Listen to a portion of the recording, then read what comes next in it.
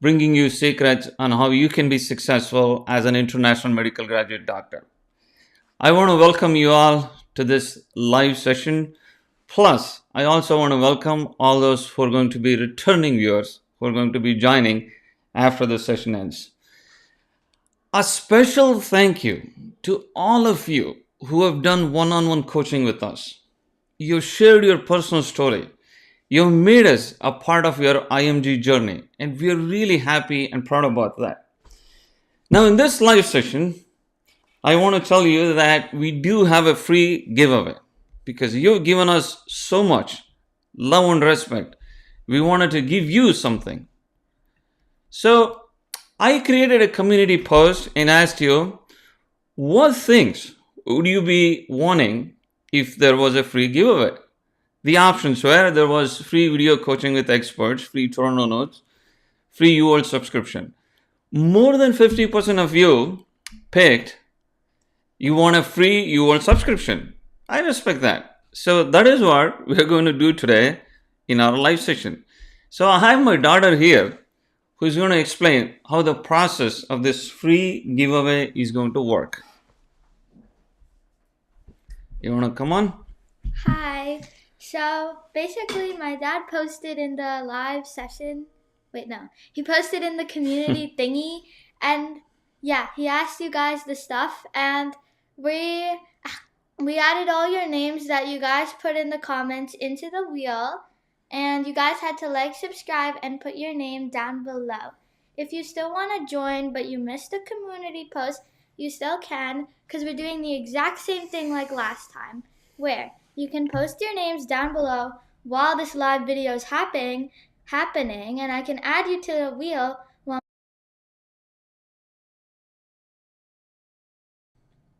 and find the winner. Yeah. All right. So essentially, you have to watch the full video, then we'll pick a live viewer, and then we'll say who is the winner for the free USMLE World subscription from there. Is that making sense so far? All right. So let's take the first question. So obviously the whole goal of this live video is to make sure we get your answers as much as possible, because ultimately you should be benefiting from this live video session. So the question goes like this. This is from Dr. Aher, who says, I'm a 97 MBBS graduate and practicing OBGYN from India.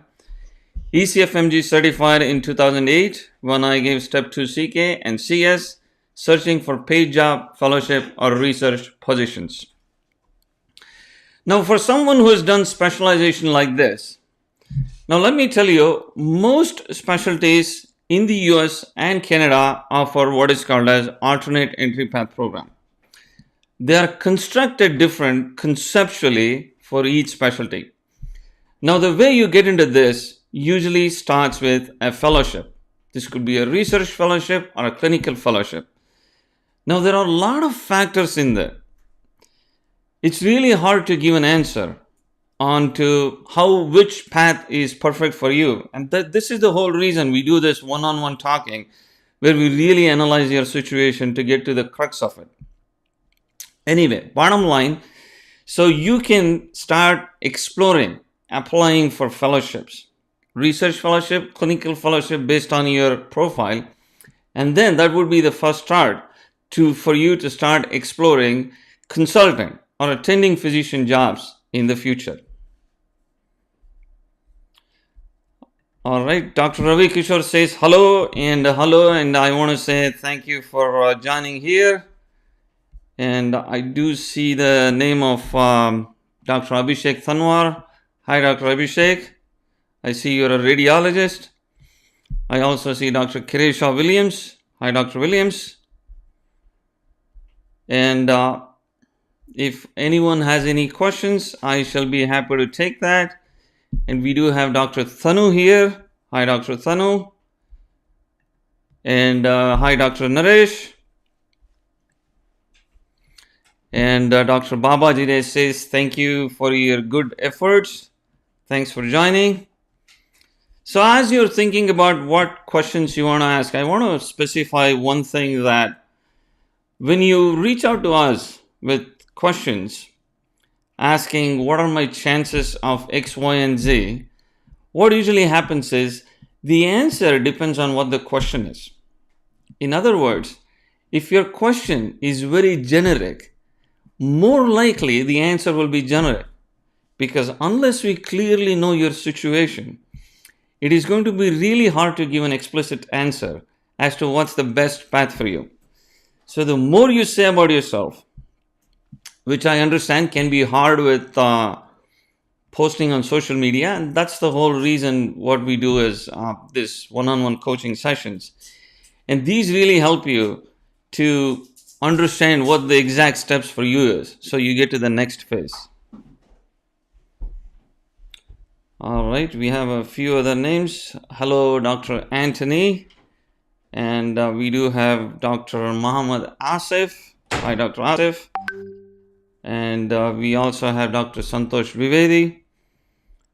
And so I want to thank some of you who have already taken one-on-one coaching with us. I mean, I really appreciate you for joining here as well. And we have Dr. Claudia here. Hi, Claudia. It's good to see you again. And let's see. So there is a question. Let's take a question, because what usually helps you guys is when I give you answers to some specific questions, because that's what is going to help you with your application. All right, so Dr. Edel Modin says, you're the best. Dr. Iyer, thank you. So selfless in helping, thank you, thank you. Can I know if after fellowship in Toronto, doing masters helps me getting employed? I'm a pediatric nephrology fellow. So in your case, I think the best situation is if you're already a pediatric nephrology fellow in Toronto, which I assume is at SickKids, then I think your best bet is to actually look for attending or consultant positions, either within Canada, or we could even tell you how to get into the US. So you can look into the same positions in Canada or the US. Of course, if you're thinking of the US, you need USMLE for that. So that would be your best position. On the other hand, if you take any masters, now that won't help you get to be a nephrologist or a pediatric nephrologist.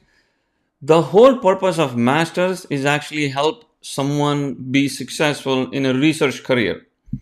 So I have done masters myself from University of Cincinnati.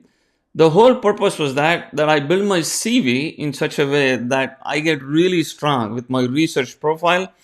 So when I apply for research funding, then the funding sponsors look my application very favorably. So that's the main purpose of masters. Now there are other masters like health administration, business administrations. But in spite of all that, if the focus is to get a job as a pediatric nephrology fellow, you're better off looking for jobs directly instead of focusing on masters. Once you get into a job, you still want to do masters, that's fine. Hopefully I answered your question. All right, so we have Dr. Mevish Sohail. Hi, Dr. Sohail. And we have a doctor in making. Hi. And Dr. Deepa Bajaj. Hello, thanks for joining. Oh, a doctor in making is Dr. Ritam Majumdar. Thanks for putting your name, actually, that helps. All right, so we actually have a question. Let's take this. Dr. Williams asks, I'm currently in pediatric residency in my country. I would like to immigrate to Alberta, Canada. I plan to take MCCQ1 exam. How can I get a job in Alberta? Now, here's how this is going to work. If you finish your pediatric residency in your home country, then you can focus on either getting a fellowship for which you don't need any exams. Again, it's really difficult to get in because it's very competitive and you have to put forth a very strong application. But I'm just saying that would be the option. The other option is if you go through the MCCQ exam route, this means your focus would be to do residency. And you could do it anywhere in Canada. But if you're focused in a province in Alberta, you may want to also complete the extra provincial requirements in Alberta. So your best bet to find a job is to look for a clinical fellowship. The second best option is to look for what is called as research fellowship, depending on what your profile is. Now, even otherwise, if you land a job in healthcare or in any hospital as you're getting into residency, this helps a lot. Again, we share how exactly to do this with our one-on-one coaching, but I just want to say that this helps you make some connections within the Canadian consultants. And if you are really close to someone, or if you get close to someone and somebody really likes you, they may even get you a letter of recommendation. And that actually can make or break your application. Hopefully that helped getting your answers. So Dr. Dwivedi says, sir, you had mentioned about in the past about talking to someone you know about the practice-based assessment. Any update on that? I'm so glad you brought this point out. So I reached out to a couple of program directors. One of them actually had promised to get me back with information. I am still waiting on that. Now, this is to say that if me, who has so many connections in Canada, find it hard to get information, I can only imagine what happens to others who have actually no connections. So, to answer to your question, I'm still waiting on more information about the practice-based assessment. However, in the meanwhile, I have spoken to a different program director who is the chief of all fellowships in University of Toronto. He's actually traveling. So I am looking forward to have a video session with him. So we have been in touch, we've been texting each other. And once he's back, I plan to do a video with him and hopefully we can get some answers for you. All right, we do have another question that is Dr. Angelina Baez. I'm sorry if I didn't say it right. So she says, I'm an anesthesiologist from Colombia. I'm already in Canada and Quebec. I speak French and English. I want to apply for fellowship, but it's hard to get the funding part. So yes, you're absolutely right. So what has happened is, as I look through the applications in the province of Quebec, especially McGill and a few other universities, they actually are looking for candidates who are interested in bringing their own funding. Now, for those of you who are not familiar with this concept, I'll tell you, Canada offers two types of fellowship. One is where the candidates bring their own funding. The second is where the hospital pays you because you're a fellow. Now, most of the IMGs who speak to are interested where the hospitals pay you money because you're working as a fellow. So I would say if you're having any difficulty in finding a fellowship position that is non-funded, you're probably better off exploring other provinces, because I know, being an anesthesiologist myself, that there are many fellowships in Canada that actually pay you for being a fellow.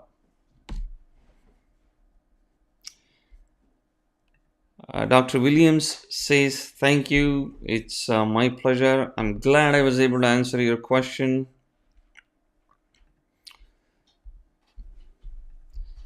And let me also give you an option where you guys can join me in case you want to ask any questions. Let me share a link with you before I take on the next question. So I'm going to share a link with you.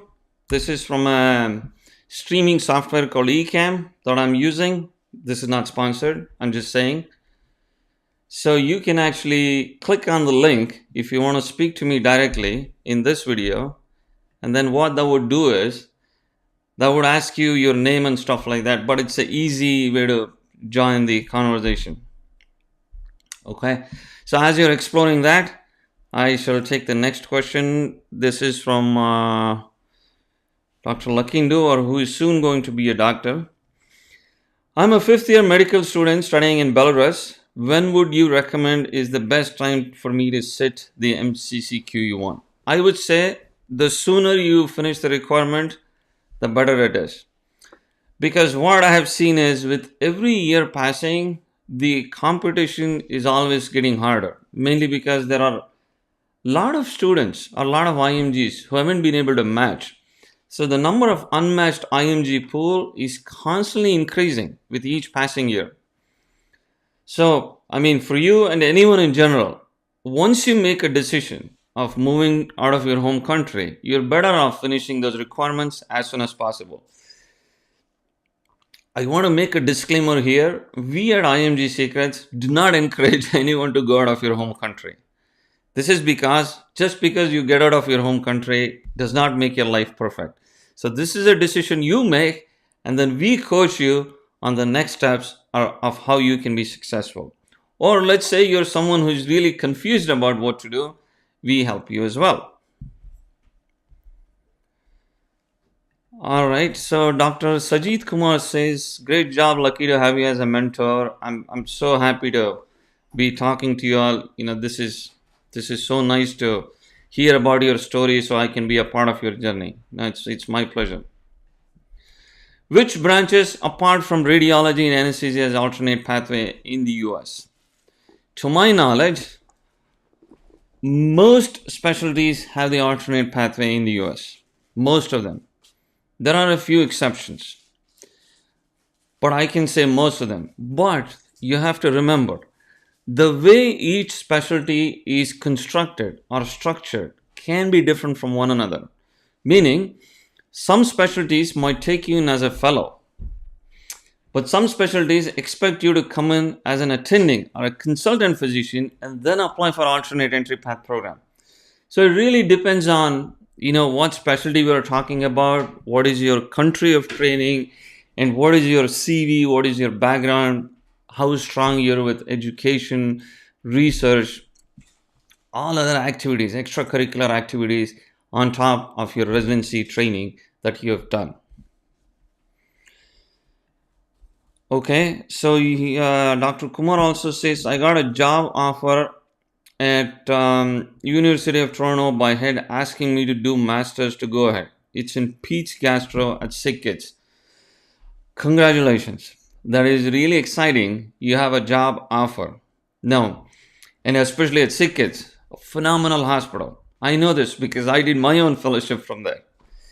Well, so I want to tell you, if you already have a job offer and your chief is asking you to do masters as a part of your restricted license pathway, or what I call as province-based specialist pathway, and if this helps you get an unrestricted license, I don't see any problems in doing the masters. I actually was in the same pathway like you, and I did my masters in clinical and translational science research at University of Cincinnati, and that helped me pass through the alternate entry path program. So this is not unusual. But you have to make sure you already have a job offer as an attending physician, not as a fellow. Is that making sense? Sure. If you want to speak to us, you can always book an appointment at our website, and we shall be more than happy to discuss things with you one-on-one.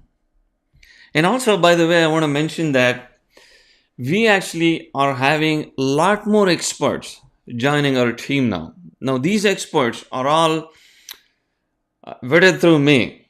They are my personal references or people I know personally or whom I know as very recognized experts.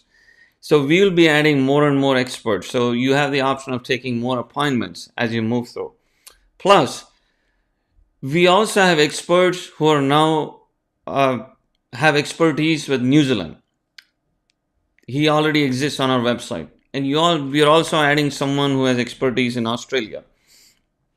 So because of the increasing demand we receive about all the questions, so I figured it's better if someone who is familiar with New Zealand and Australia speak about that. So that way you can benefit a lot more. And I also have received a lot more questions from dentists asking if there is any dental experts. We definitely do have a dental expert too. So if you're a dentist who's looking for more options on how you can move to USA or Canada, you can certainly go to our website and book an appointment with a dentist. All right, getting back to what is important for you. Let's see. So Dr. Anthony asks, which pathway would you suggest for an international graduate looking to work as a doctor in Canada without having a PR? See, if you don't have a PR, the options would be, for the most part, fellowship, assuming you've already finished your residency in your home country. Then you can explore for either clinical fellowship or research fellowship. But if you're someone who has not done any residency in your home country, then your options are really limited. You have to explore a lot of different options in many hospitals, try to find a research job. Someone hires you in their lab or something to do with clinical research. So that actually will get you a work permit. Now, the good thing about that is if you are able to get in as a fellow and if you get a work permit, that actually is a really solid step for you to get into the next steps. Not easy to get in, but if you get in, then it's fantastic. Dr. Sajit Kumar says, heard great things about you from UHN Anesthesia. Well, that's because I also did a fellowship from UHN, which is a hospital network affiliated with University of Toronto. You mentioned to search for consultant jobs in Canada post fellowship, but how to proceed with that? Which website? QE1 required. All right. The QE1 is not required for that.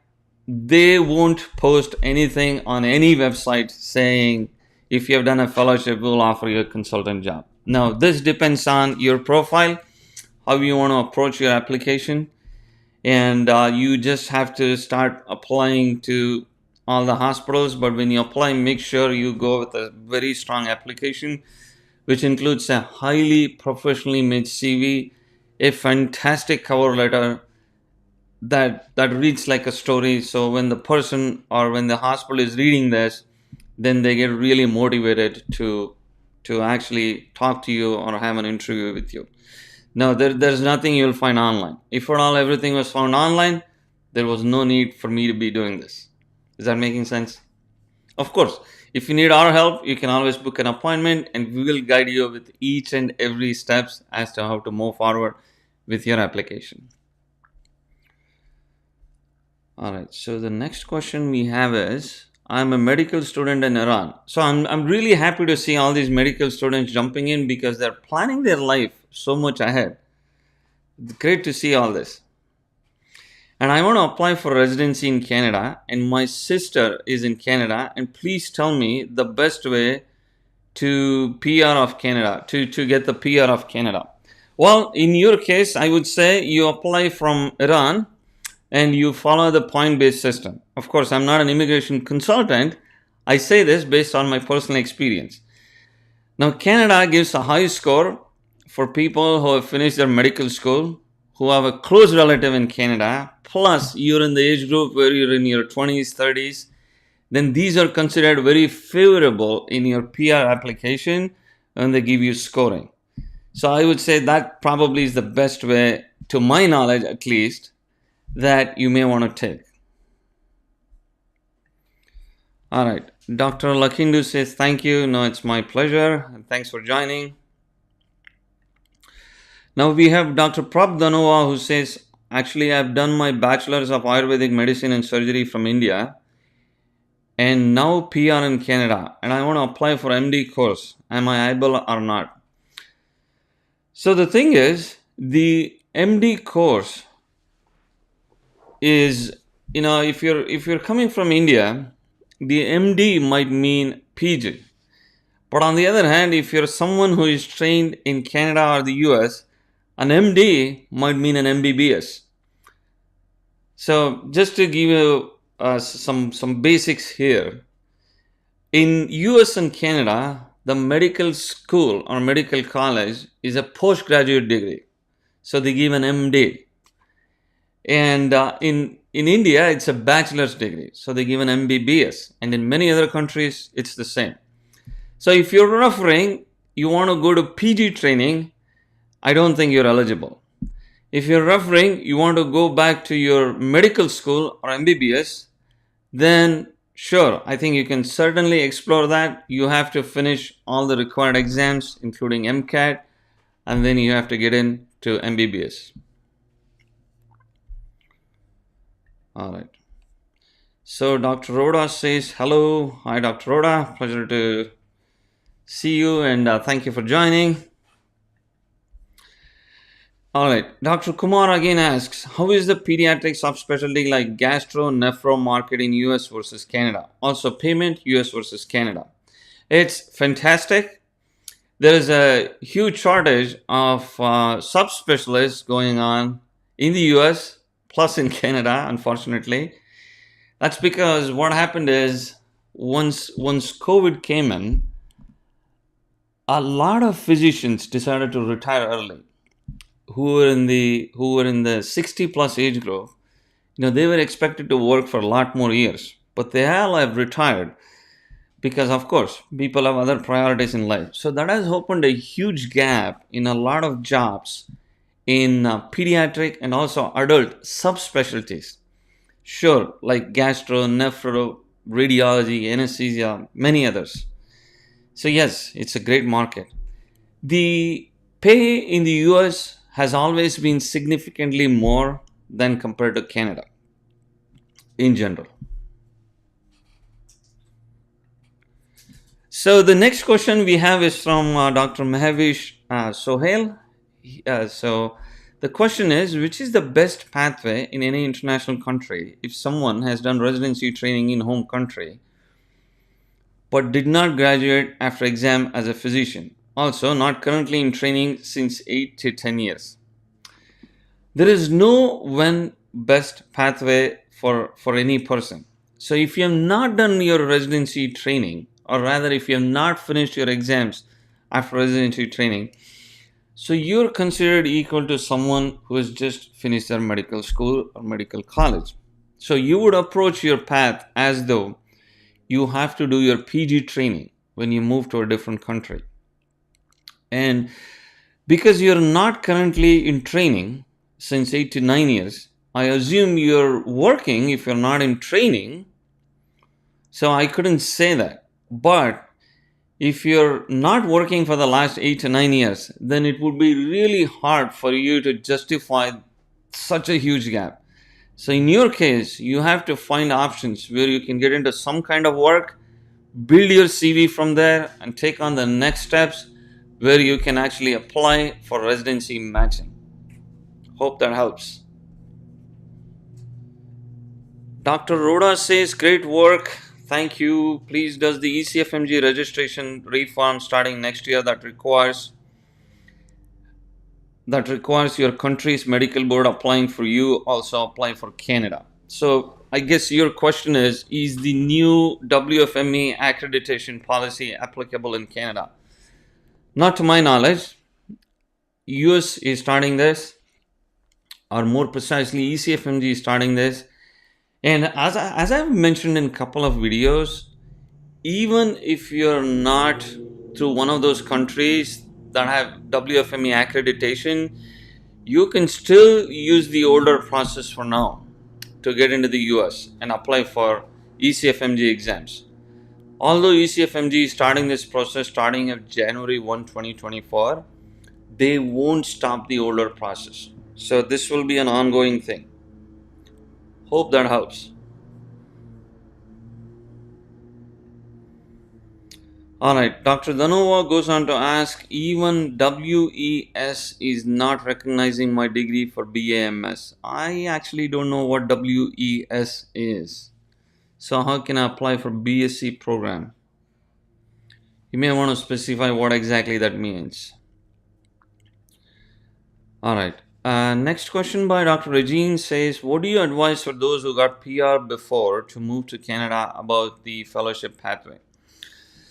So this has been a challenge for many IMGs. And I have told many times that Instead of getting a PR, focus on getting a job or a fellowship. Because once you go to Canada as a PR, your life is going to be very difficult.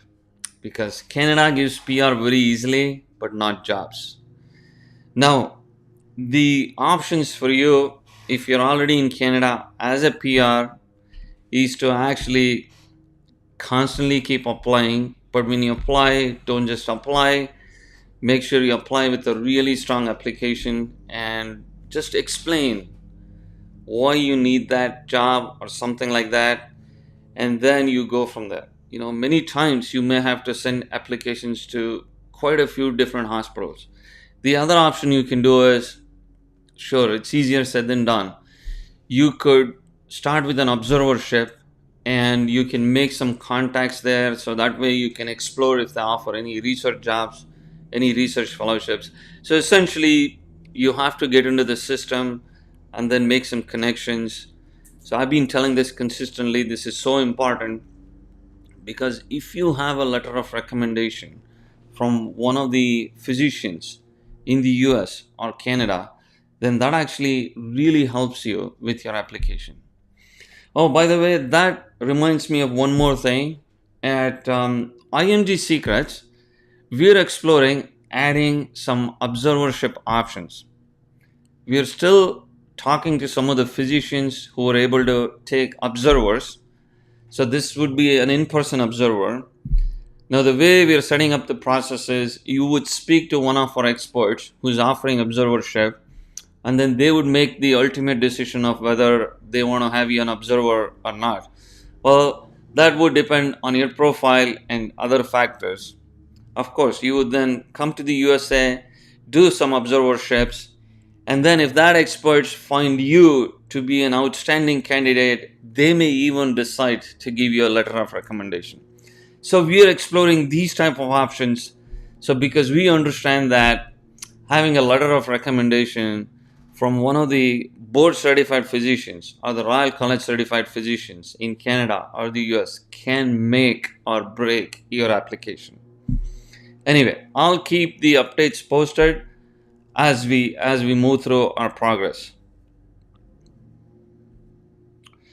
All right, so the next question is we have from Dr. Singh, who says, I am an internal medicine doctor in corporate hospital in India. Okay, I have 3 published research work in the field of infectious diseases. What scope I have in fellowship in Canada? I'm not entirely sure what you mean by the word scope, but I won't dissect your question. But let me tell you, your option is to apply for ID fellowships anywhere in Canada. And if you get successful, assuming you want to stay in Canada or the US, then you can explore the consultant or the attending physician jobs after your clinical fellowship. And this is what I refer to as a province-based specialist pathway. I know of IMGs from India who have been successful through this pathway. So this is a pathway that is not publicized but does exist for eligible IMGs.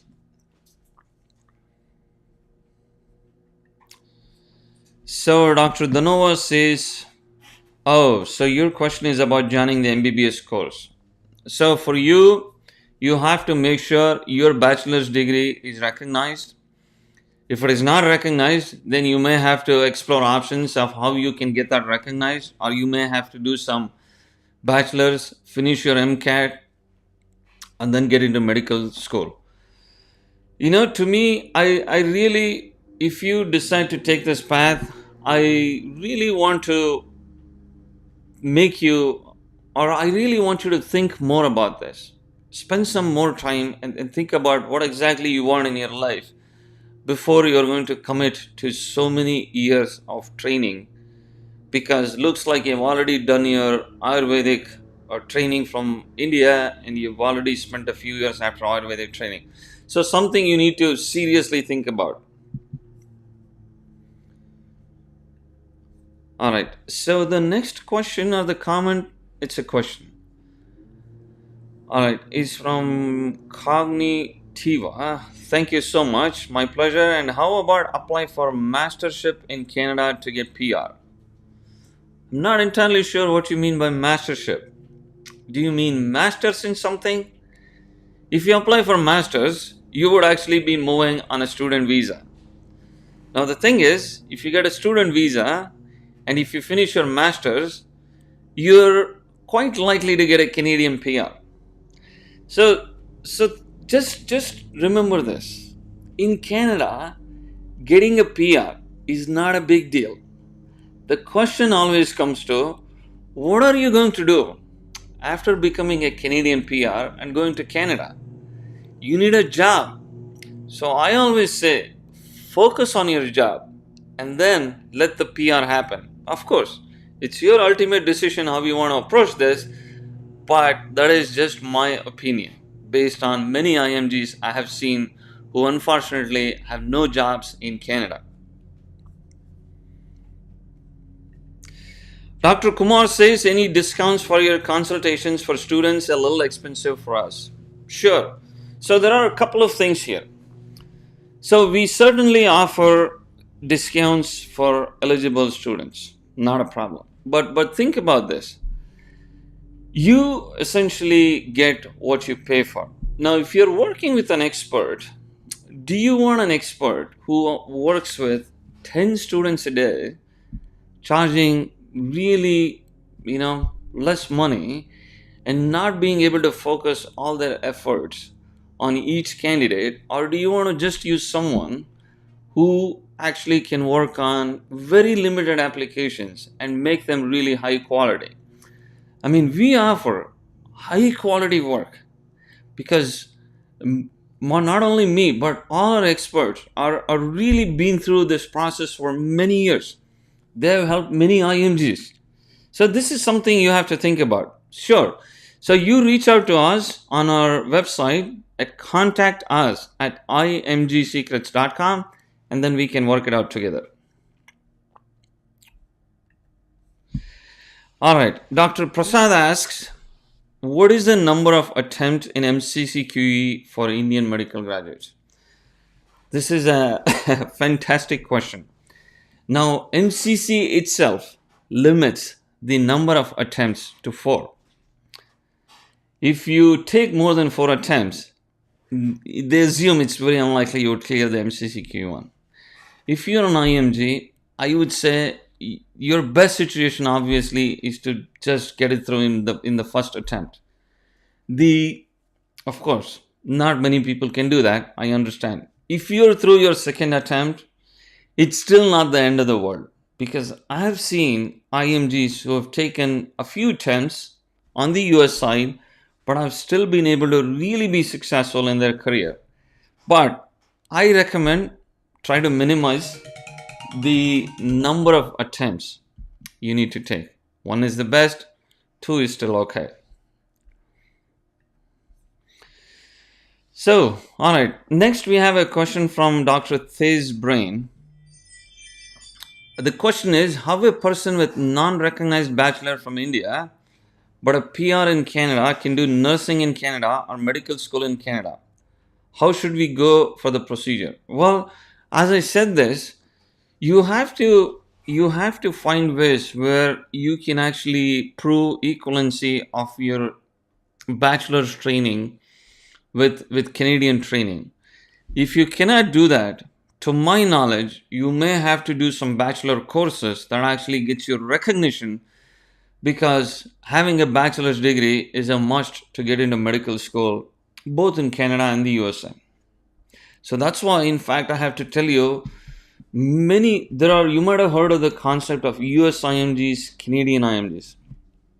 Now, these are those people who actually have been in the US or Canada all through their life. They go out of US or Canada just to do medical school, and then they come back. Now the benefit is the expense of doing medical school or medical college, MBBS, for example, in India is a lot cheaper than doing it in US or Canada. Plus, you save 4 years of your bachelor's degree. Now, is this the best pathway? It depends on the individual circumstance, but this is a frequent thing I see quite commonly.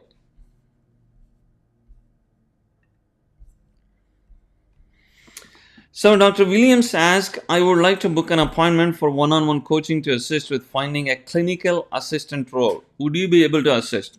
See, we certainly can help you with finding a position that's appropriate for you. Now, if you're eligible to be a clinical assistant, certainly we can help with that role. But if we find that you're not eligible for that role, we would suggest to you what might be the best thing for you moving forward. Hope that helps, because ultimately we want to see you become successful with your journey. So that's the way we function. Glad to help anyone and glad to help you. All right, Dr. Danova goes on to ask, actually, sir, I was about to MBBS as my degree is not recognized by WS, and how do I get through admission procedures, or what degree should I do to offer medical school? As I said, you make sure you have an eligible bachelor's, do your MCAT, and then get into medical school.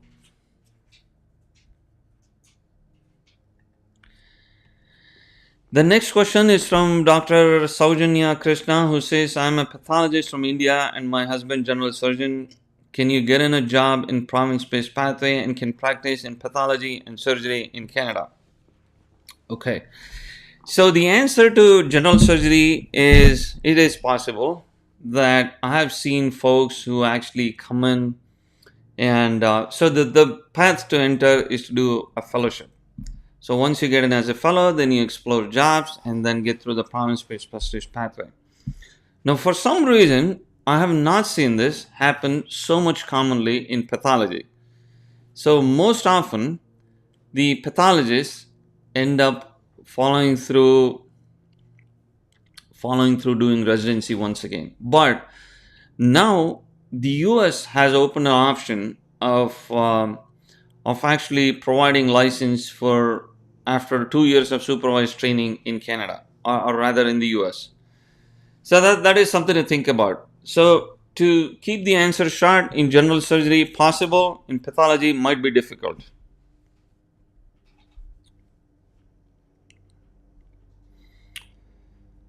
All right, Dr. Ayer says WS is World Education Services. Thank you. The next question is from I just started pediatric residency training in my home country. Do you think I should finish pediatric training here or try to get into residency in Canada? So this is a fantastic question.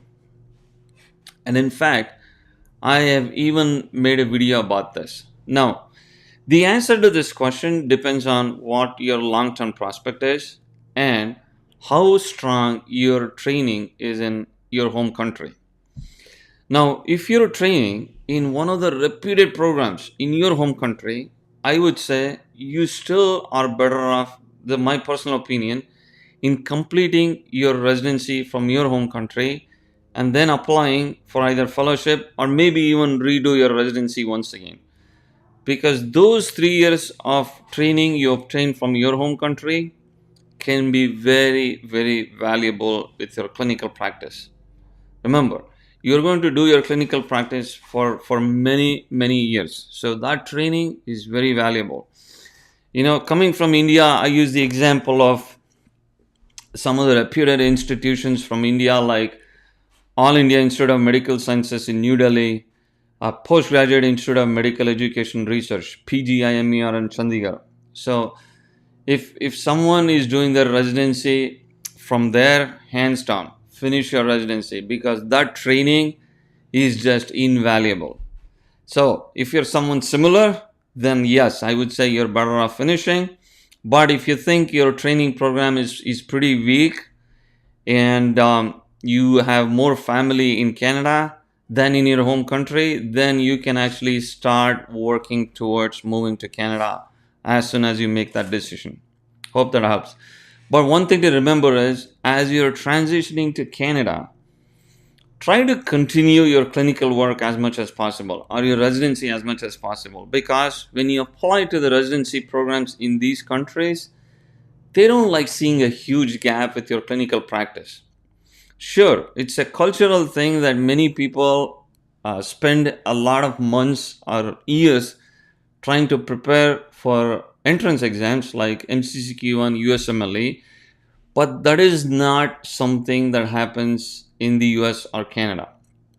So they're not familiar with the concept of someone taking a break to prepare for these exams. So the shorter your clinical gap is, the better it is. Hopefully that helps. All right. So we do have a question from Dr. Abir Wabs, ENT care. Okay. I am a otolaryngologist and working as an assistant professor of medical university in Bangladesh. I have completed MS in otolaryngology. How can I move to Canada as a specialist? In my experience, the most competitive specialties have been ENT, ophthalmology, neurosurgery, these type of specialties. So I say your best bet is actually to start exploring clinical fellowships or maybe even research fellowship because you're an ENT. Getting a fellowship in ENT is not very easy, but it shouldn't stop you from applying and exploring. So put through a strong application, search all the programs that is offering clinical fellowships, research fellowships, prepare a really professional CV, a fantastic cover letter, and apply to these programs and see what response you get. So that would be the step I would take personally in your position. All right, so the next question is from Dr. Amit Karath. By the way, thank you all so much for interacting and asking these questions. So it's so fantastic to share whatever I know with you all. All right. So the question from, let me get that back. Dr. Karath says, IMG with 3 years of fellowship in Canada. Fantastic. No job offer yet. No steps yet. Will doing a research master's in US increase my employment options other than continuing further fellowship in Canada? So it depends on your specialization, and I would be curious to know why you're unable to get a job offer yet. So I would still say your best option is to explore job options. Of course, depends on your specialty and depends on your training, either in Canada or in the US. If you do a research master's in the US, honestly, I don't think it's going to do much help with your. Of course, I have not seen your full CV, but in general, it doesn't offer much help unless, unlike the previous person whom we talked to about pediatric gastro, that if you do your employment and simultaneously do masters, that's a different story. Hopefully that answered your question. All right. Our doctor in making goes to ask, can a neurosurgeon MCH in India go to US by giving USMLE but not repeating residency and work as a consultant, state licensed and board certified? The short answer is no. The approach you would take is to, once again, same thing, apply for a clinical fellowship after you finish your USMLE steps. I recommend also completing USMLE step 3 if at all possible. And once you have certain years of fellowship experience, then you can definitely explore the option of being a licensed physician, consultant physician in one of the states. And I am presently helping a neurosurgeon who is exactly in the same pathway as yours, the same question. And the approach we are taking is I'm helping him get helping him through his application to apply for a fellowship, a clinical fellowship, with the hope that that is going to open more doors to be a consultant physician without having to repeat a residency all over again. And we're working through that. So I recommend you take the same path. Of course, it depends on how strong your training is, how excellent your background is. All right, so the next question from Dr. Brain says university requirements can be completed also, but what is follow-up process for mature student follow to go through? I am unclear about the question. If you don't mind rephrasing it, that would be very helpful. So, Dr. Deepa Bajaj asks, hello, sir. I'm MBBS from India. I'm here in Canada on open work permit as my spouse is also here. I have a gap of practice for 4 to 5 years now. What options can I look for in Canada? So this is a challenge, Dr. Deepa, that unfortunately many IMGs are going through. The the open work permit, unfortunately, is essentially a waste.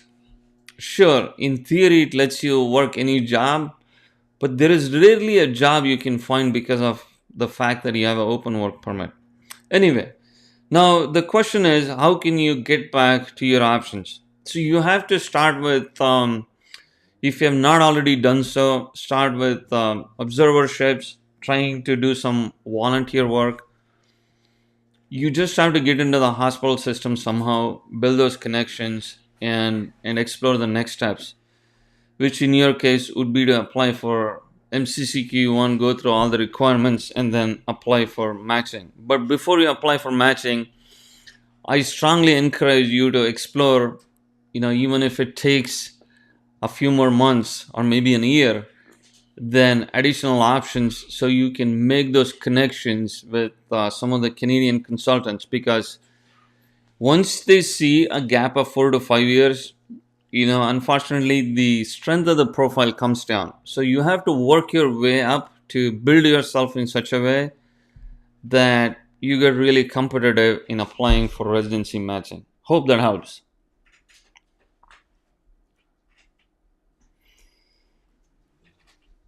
Dr. Taluja, Jas Taluja says hi, hello, thanks for joining. Dr. Saeed asks, USMLE or directly apply as doctors in USA, which option is better? One of the challenge I see is when the question gets very non-specific. I mean, even not only in this live session, but even otherwise, it gets really hard to give me a specific answer. But I can say, as an IMG, your best option is to finish USMLE. Sure, there are non-USMLE options, but I don't recommend for any of the IMGs I talk to. Those are good for people who are looking very short term in the US, who are super experienced and who are willing to work on a very restricted license. But for most of the other IMGs, or for every IMG, you're just better off doing USMLE. That's the safest way, even long term. So Dr. Singh asks, my wife is from India. She's done recently Bachelor's of Ayurvedic Medicine and Surgery, and she is permanent resident, but her degree is not recognized, but she wants for MD program. Please help. I think we did address this question before from Dr. Danova, and as I said, you may have to end up doing some bachelor's courses that are recognized, and that will get you eligibility to do MCAT and then subsequently into medical school. But I caution, before you take these extreme steps and commit so many years of your life, just pause and think, are things really worth it? All right. So next question is from Dr. Amit Kharat, who says, is a province-based path post-fellowship in Canada similar to getting an academic position at university? If offered master's post-fellowship, which master's program is in demand? Any suggestions? The academic position and the province-based path, in other words, are conceptually very similar, because the province-based specialist is offered to those IMGs who are really good at academia. Not necessarily publishing a lot of research. Of course, that is ideal, but also be active in the space of education, quality, safety, and other things. If offered master's post-fellowship, well, it depends on what exactly when you mean by master's. So, for example, if you're offered a job position, you're asked to do a master's. Then, if your goal is to, let's say, be really active in research, then you do a master's in public health or masters in clinical and translational science. On the other hand, if you want to go into administrative side, then you have masters in health administration, masters in business administration. So it really depends on what you want. Is masters in translational medicine a good bet? Well, as I said, if your goal is to apply for research funding in your specialization, then masters in translational medicine or clinical and translational research, it might go by various names, can help you with options that can get you some funding.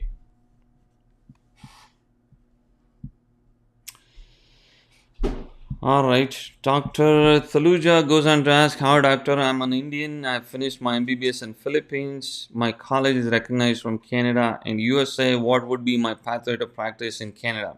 Well, it's fairly straightforward and simple. So you plan on doing residency. You finish all the requirements to be applying for residency matching, CaRMS matching.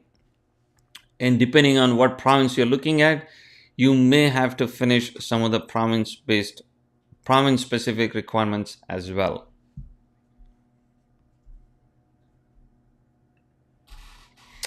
All right.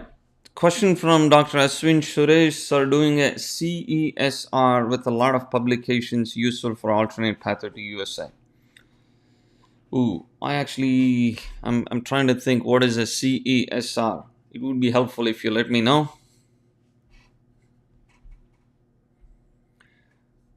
All right. So Dr. Karat goes on to say, do you provide services for giving info on job offers in Canada post fellowship here?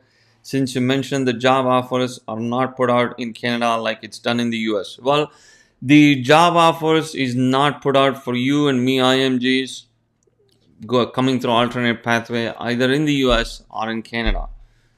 We definitely help with that, and that's our expertise.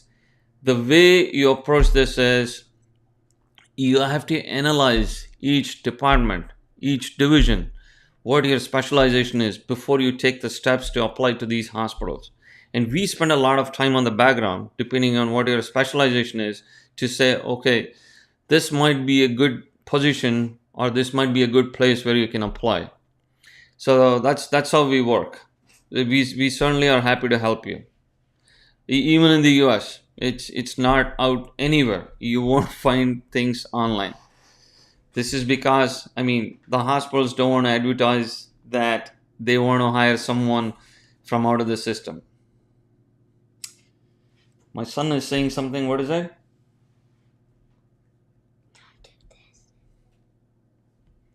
Don't do what?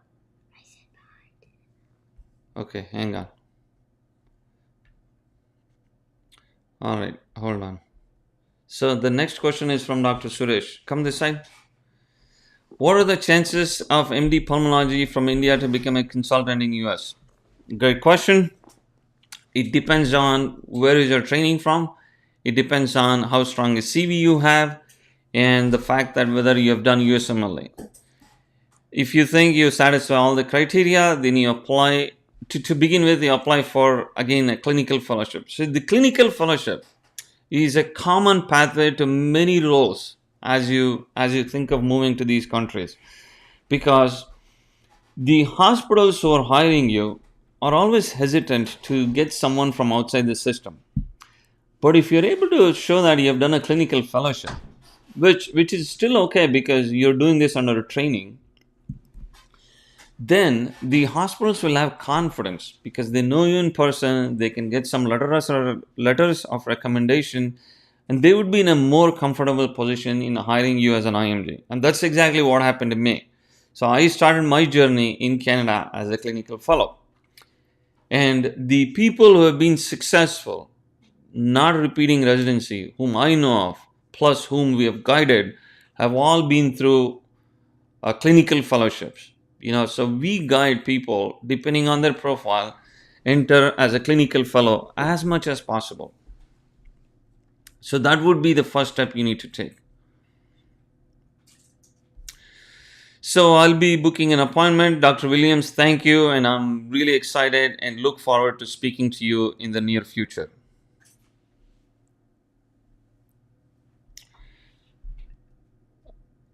So Dr. Harry asks, what are the chances of getting successful at a clinical fellowship application without MCCQU1? In my experience, the MCCQ1 has not played a significant role in someone getting a clinical fellowship because these are all folks who are trained outside, who come from outside the system. Now, when the programs are looking to hire candidates, they're not looking for whether they've finished MCCQ1 or not. Again, I'm happy to ask this question to the fellowship director in Canada, whom I'll be speaking to hopefully in the near future. And if something is different, then I will always update you in a future video. But as of my knowledge, MCCQ1 does not play a role in getting a clinical fellowship. So instead of focusing on MCCQ1, you can focus on applying and getting into clinical fellowships. Again, extremely difficult to get in, very competitive, irrespective of what specialty it is. But if you're interested in moving to Canada, in my opinion, this still is the best pathway to explore because this gets you a job in Canada, this gets you pay, so you're not struggling in Canada trying to see, oh, what am I going to do here now that I'm here? Is that making sense? Because I don't want any of you to suffer in any way.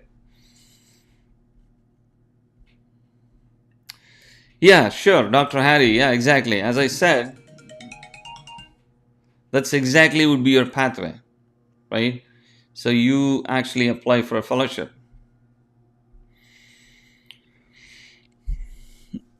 Okay, so Dr. Bhavana Chowdhury says, hello sir, I'm preparing for USMLE. Can you please suggest observership clinics or hospital for July 2024? Well, there are many hospitals that offer observership, and you could even, I also have a video showing all the links of the hospital. Now, I want to clarify something really here because there has been a lot of confusion with IMGs.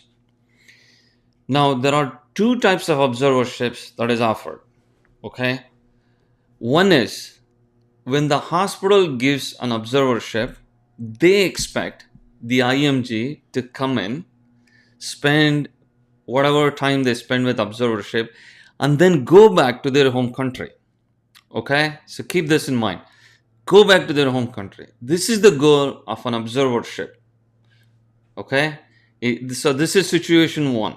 There are many reputed universities which say the goal of our observership is you come to our hospital, go back to your home country, learn from us, you apply this in your home country. Option one. Option two is there are many observerships where IMGs come in for the purpose of applying for residency or fellowship in the US or Canada. Now, there are many hospitals that apply, that allow for this. So when you apply for observership, read through the observership criteria and make sure that they don't say that you cannot use this observership towards residency training. Is that making sense so far? So it is really important to differentiate these two observerships, because I saw a few comments on YouTube where people thought, why am I even telling about observerships when they don't give a letter of recommendation? Because we cater to all types of IMGs, whether they come to the US, Canada, or whether they go back to the home country. Is that making sense? So, Dr. Bhavana, when you apply, read through the requirements. And if the hospital says you cannot use this observership towards GME training, then you pick a different hospital. All right. The next question from Anil Jan. My wife has applied for residency in pediatrics for 2024 match season. Excellent. She's an experienced pediatrician from India with 10 years of experience. Fantastic. With a fellowship in developmental pediatrics. Okay. Thanks for sharing your story. And the question is, she moved to Pennsylvania in 2022 to join me. Okay. She's currently preparing for step 3. She passed step 1, step 2 CK with 255. She has only received 4 interviews in New York and Toledo and 1 waitlist out of 91. That's a tough situation, and I can understand your concerns. If you're still in Pennsylvania, if you're still in Philadelphia, you can always come and see me in person in Philadelphia, and we can arrange for that. Well, I think one of the things I see that might not be working in her favor is the fact that she's 10 years of experience. You know, it can go both ways.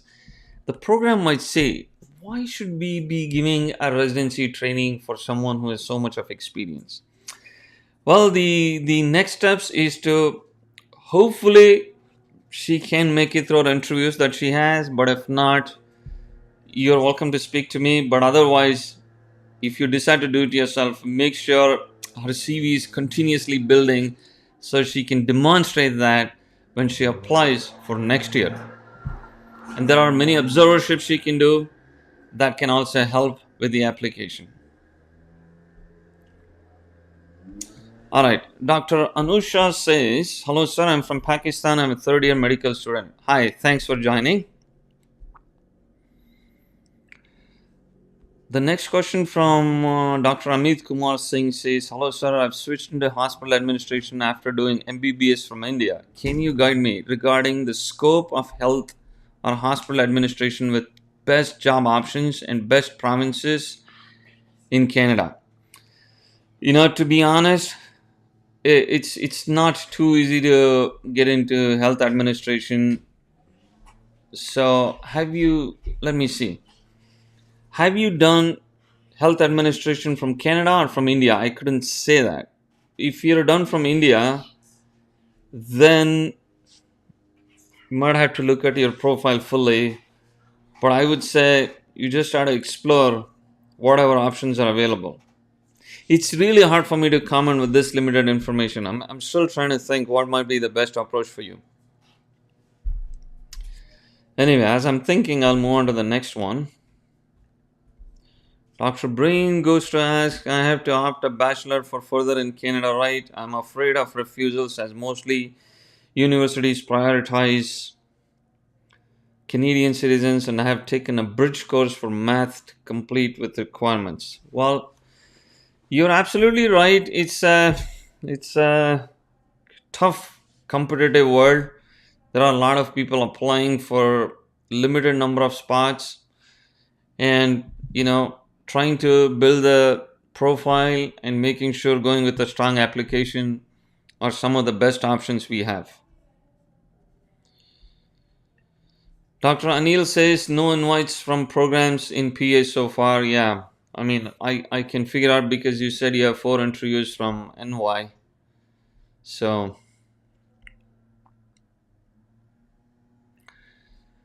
Dr. Karat says, how hard is it to get employed at SickKids after 2 years of fellowship here? What made you explore US after many years in Canada? Can you talk about your journey after fellowship in Canada and then going to US? Well, getting at SickKids can be difficult because there are a lot of local Canadian graduates who want to continue working in SickKids because of the reputation SickKids has. Now, the reason I moved to the US was mainly because of the option of board certification. Now let me explain this. In Canada, they look at what country your training is from, and the effective outcome depends on your country of training. Example, if you're trained from one of the developed countries, UK, Australia, Singapore, Hong Kong, many others, then they give you eligibility to write the Royal College exams. But on the other hand, if you're trained from, let's say, India, Pakistan, Bangladesh, Brazil, Philippines, and many other countries, you don't get the eligibility to write the Royal College exams. This is Canada. In the US, they still look at what your training country is from. But when you get out of the actual academic pathway or the alternate pathway, the outcome is exactly similar, irrespective of what your country of training is. Meaning, everyone will get board certified. So to me, even though I had a job offer in Canada, or I was doing my interviews in Canada, the biggest reason I moved to the US was because of the fact that I could be board certified in the US. I could be American board certified in the US. Hope that helps you understand my journey and the reason why I moved to US. Now looking back, that was a fantastic decision I made. All right. Dr. Asma Akhtar asks, I'm living in KSA GP having Saudi license, but I have FCPS completed from Bangladesh. Now I want to move to Canada. What should I do? So, if you are a citizen of Bangladesh, then then I think since the fact that I couldn't say if you've already done any residency. I know you're working as a general practitioner in Saudi, but if you've done any residency, I think based on your Saudi experience, you can spin your application in such a way that you can apply for clinical fellowships. But if you have not done any residency, then of course your option would be to do residency first. So Saeed says, thanks, it's helpful. I'm so glad to hear that.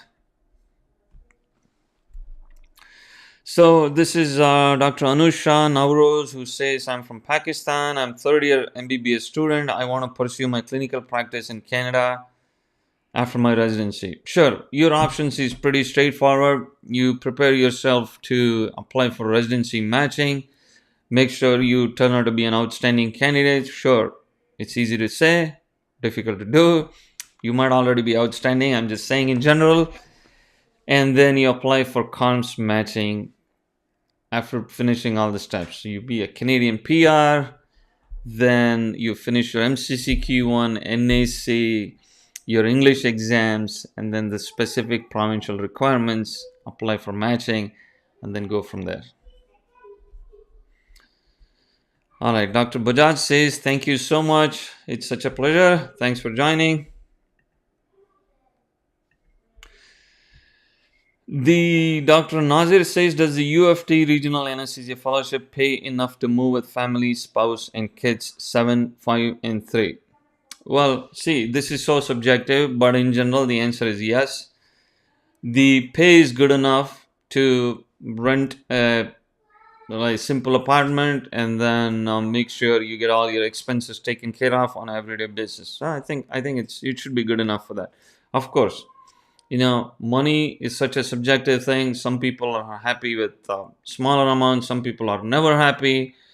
But in general, I think it's sufficient.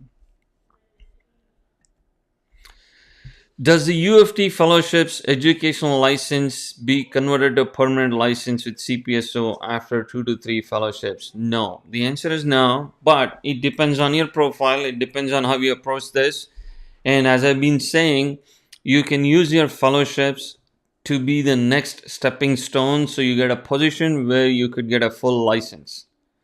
Okay, it is up to you, and it also depends on how strong your background is, and plus how the hospitals are receptive to your application. If you need our help, we'll be more than happy to help you with that. All right. So my basic qualification is from Latin American School of Medicine, Cuba, and post-graduation Pakistan. What pathway would you suggest for getting a consultant license? As I said, fellowship, explore for consultant license.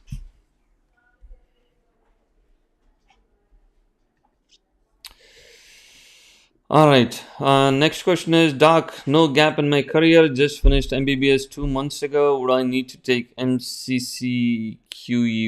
Or how will I be able to apply for CARMS matching? Will I be able to work in Canada? How can I get a job in Canada? Well, if you need to do residency matching, yes, you need MCCQE1. You need to satisfy all the other requirements. As I said, be a Canadian PR and apply for matching. Well, the job options without any residency is mostly related to research or other types of healthcare jobs, which is still good if you're able to get in. So, oh, thank you. Dr. Kajal Sharma was one of my teachers during my residency training. Thank you so much. I'm truly honored to see this.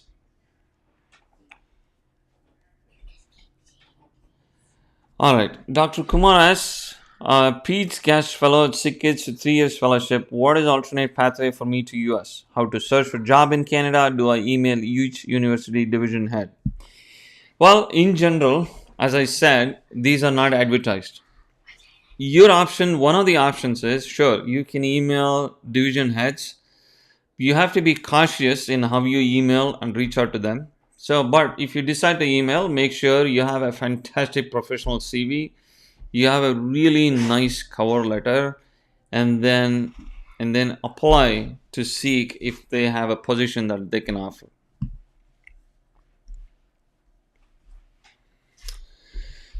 All right, Dr. Jyoti Kumar says USMLE steps 1 265, steps 2 266. Seems like a great score. Congratulations. Dr. Esther Canova says, I'm a cardiologist from Europe with 10 years of experience. I moved to the US 2 years ago, planning to go back to Europe in 2 to 5 years. How can I get subspecialty fellowship? Okay. So, are you presently doing a fellowship in the US, or I couldn't say what exactly you're doing in the US? So, if you're already into a fellowship, then that's a different discussion from saying, I mean, I need to have a little more context about this.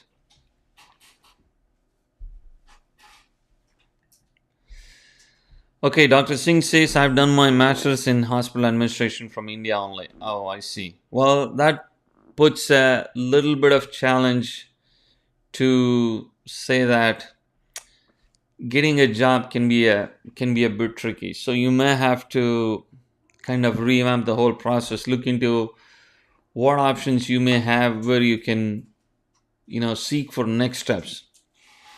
It's a bit hard to put all the analysis in this session.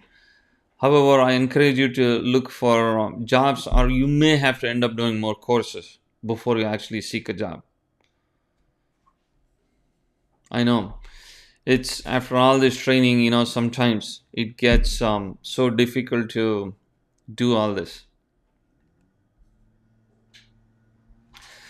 All right, so Chop replied saying that IMG should only be considered after completion of at least 1 year of formal postgraduate clinical training at a US hospital. Um, I'm not entirely sure what this means. Chop replied saying that IMGs would only be considered for what? After completion of at least 1 year of formal PG clinical training at a US hospitals. I need to know what is the context behind this before I give an answer. Okay, the next question from Dr. Balkrishna is any weightage for MRCP in internal medicine matching in USA? Interestingly, I just did a video about this, and it's hopefully I'll release it next week. So the MRCP doesn't have much weightage. To me, it's a waste of time, waste of money, unless your plan is to get into specialization in the UK. But if you're thinking of using MRCP to come to Canada or the US, then it does not offer much help. But if you have already completed your training, you have a CCT from UK, that's a completely different story than just having an exam. I know, sad but true. All right, Dr. Anwar Dawood asks, hello, Dr. Rajiv. I'm a Canadian and British citizen currently studying medicine in Germany. Okay. What would be the easiest path for me to go back home and get a license to practice in Toronto, Canada? Well, the next step would be obviously you have to do a residency. Now, this residency I would say you're better off doing it either in UK or in Canada, because you're both a Canadian and a British citizen, and that'll help you your pathway to get a license in Canada. So that would be your next steps. So Dr. Kunal Purwani asks, what is better for Indian cardiologist in USA, residency or clinical fellowship? Well, the fellowship is always better, but it depends on your profile and what are your long-term goals. And what gets you to the next phases of your life is what makes a difference. But I always suggest try to explore. For those people who have done residency in your home countries, my first option is always to see if you can directly get into the system bypassing residency. I always explore for those options. So I would suggest the same for you. If you cannot, then of course you may have to repeat your residency all over again. Sajid Kumar says, does getting Canada PR help in getting US green card? How easy was it for you? How many years needed to get Canada passport? So Canada PR, US green card have nothing to do with each other. So just because you have one does not mean you'll get the other one easily. Getting a Canadian PR is very easy, especially for you IMGs. Given your age group between 20 to 40, given the fact that you have done your medical school, you're young, you're a doctor, puts you at a very high chances of getting a PR. Okay. Of course, you satisfy the PR requirements, which is pretty similar in the US and Canada, you get a Canadian passport. How easy was it for you? Well, I have done a video about how I got my green card in the US. I went through a pathway called EB1 and I was able to secure it within a span of 6 months.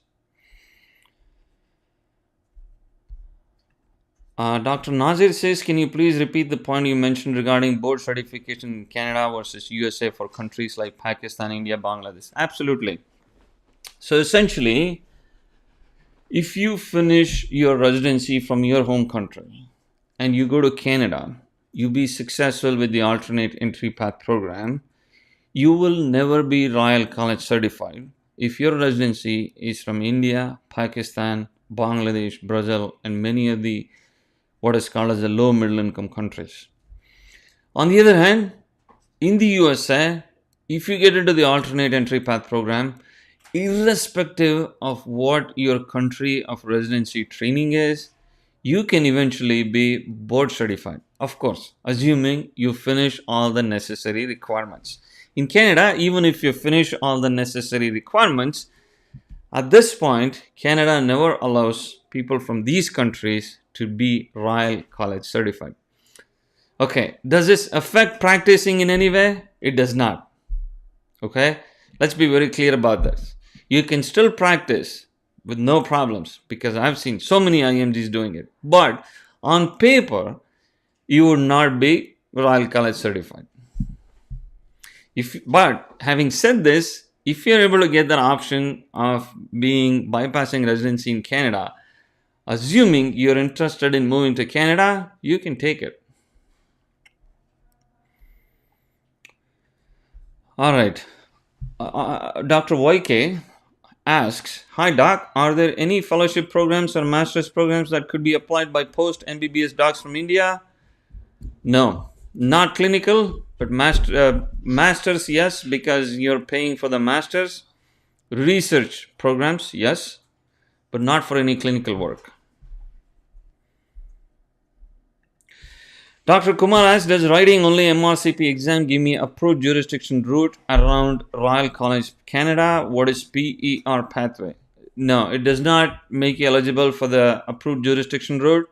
The PER is essentially practice eligibility route, meaning you apply to Royal College, they will assess whether your training is equivalent to the training in Canada. If they say so, then you find a position where you have to finish the necessary training in Canada. And once you finish all this, then they will give you eligibility to write the Royal College exams. This is still a Royal College pathway. So, Dr. Wandi asks, I'm recently graduated in radiology, clinical fellowship or research fellowship is better. Well, clinical fellowship is always better because you're doing clinical work, you're taking care of patients.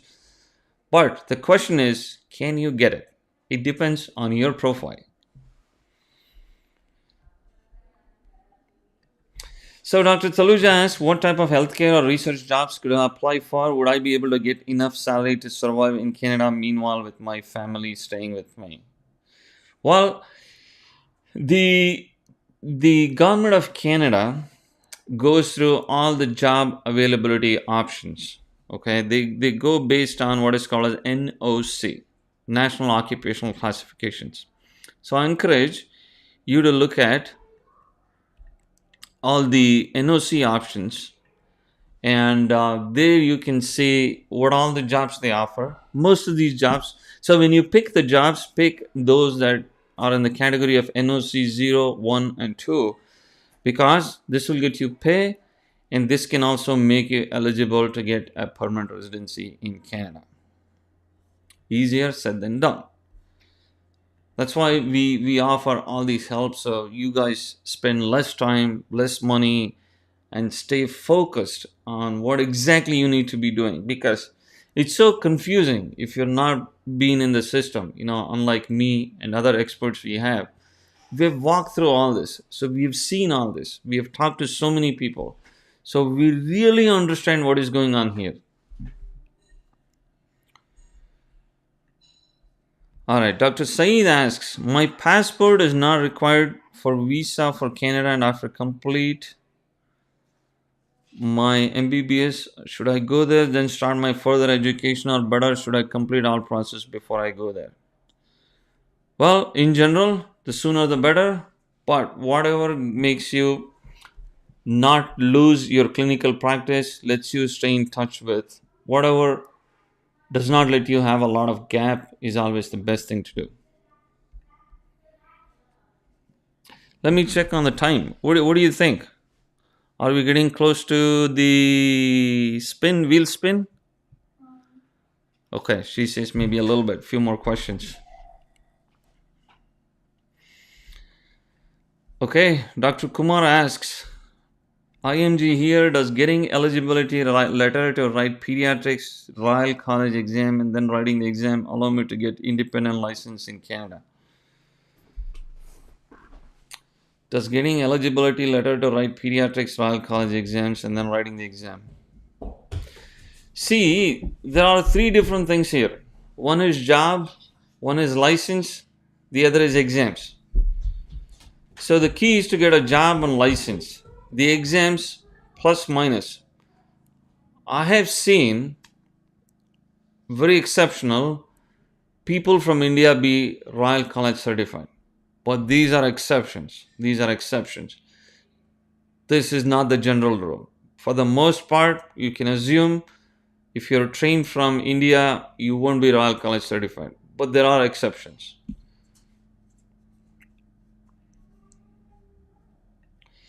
Alright, Dr. Esther says, thank you. I haven't worked in 2 years, studied for USMLE steps, but didn't take the exams yet. Right now, volunteering in clinical research in cardiology. Well, I think you're on the right track. And so your question was how to do a subspecialty fellowship, right? So I haven't worked in 2 years. You cannot take a fellowship unless you finish USMLE and then apply to the programs. So I would say that should be your priority, to finish USMLE steps, be CFMG certified. And I in general say to you all in general that finishing USMLE 3 is always a good thing, because that gets you a lot of different benefits. In one of the programs I talked to about an alternate pathway in anesthesiology, they told me, don't even bring any IMGs to me unless they have USMLE step 3. Again, that's not true for all programs, but one of the programs did tell me that when I went out to talk about an IMG. So essentially, I in general recommend that you're always better off finishing your USMLE step 3. Alright, how difficult was it for you to enter into translational masters since you hadn't done it before? How difficult was it for you to do it along with a job? So, my pathway was through the alternate entry path program. So, as a part of that, I had to satisfy certain criteria. One of them included completing a master's in clinical and translational research science, which, as I said, I did it from University of Cincinnati in Ohio, USA. It was not very difficult. It was pretty straightforward. And I was able to do it with my job because the hospital actually gave me some time to do my master's. Now, this is the beauty of alternate entry path program where you bypass residency. If you actually are able to come through the alternate entry path program and the hospital says do X, Y, and Z, they also offer you support for you to do that. Is that making sense? So that's the nice thing about the alternate entry path program. So we might take a few more questions and then we will address the questions in the next sessions. Or you could, as I said, you could book an appointment with us, or you could ask on YouTube. But if you book an appointment with us, we give you really intense focus on helping you on your next steps. So let's take a few more questions before we do the spin. You ready for the spin? Okay, you want to come here? Yeah, come here and get prepared. So let me take a few more questions. And so we have Dr. Ali Altune who says, I have 4 years of experience working as a GP in family medicine in Turkey. I received a 3-year open work permit from Canada due to the earthquake. Is the Atlantic immigration program?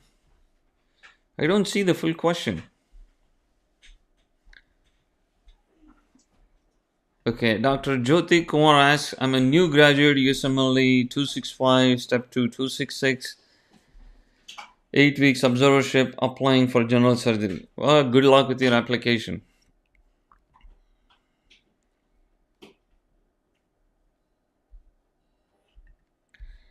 So, Mr.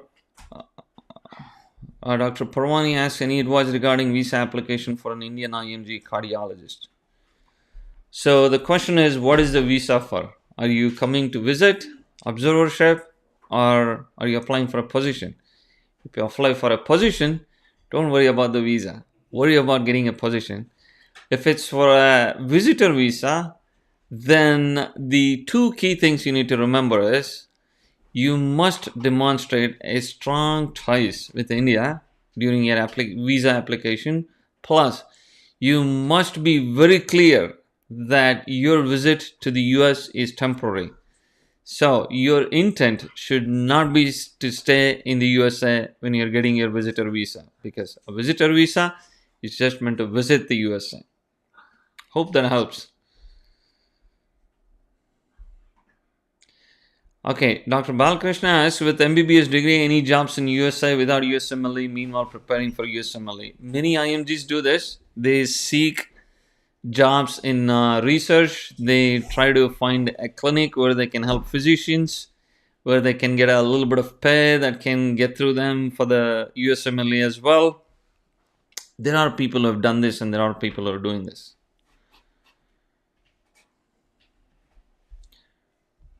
What do you think? Should we do the spin? I know everybody's waiting. Who is the winner for the USMLE World subscription? Okay, as you're getting ready, I'll take a couple more questions. Yeah, sure, I got it. I see that. Thank you. All right, Dr. Nazir says, my basic qualification MD was in Spanish, whereas residency FCPS from Pakistan in English. Would I need to write English language exams to enter Canadian fellowships? Irrespective of what your training language is, you need a English language requirement to enter any fellowship in Canada. I wouldn't do that as the first step. The first step is always to get into fellowship, but yes, you need IELTS or CELPIP.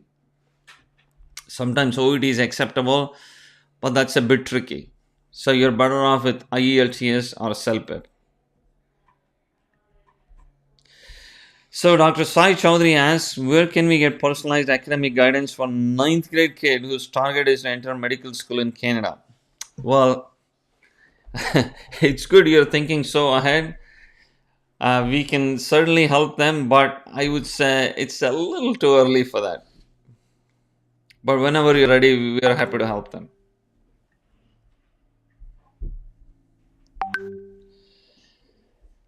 So the next question from Dr. Akhtar says, I didn't do residency in KSA but FCPS in pediatrics from Bangladesh. Is FCPS count as residency in Canada? I have 15 years experience both in Bangladesh plus KSA. So if you've done your pediatrics in Bangladesh and you're working in Saudi Arabia, so you can certainly explore applying for clinical fellowships in Pakistan. I'm sorry, what am I saying? In Canada. Okay, does that make sense?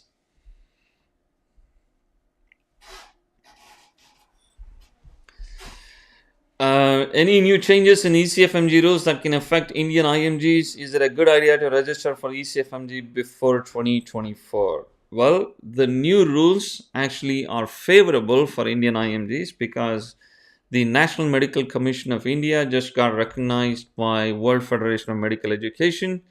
You can register whenever you think it's the right time to do so.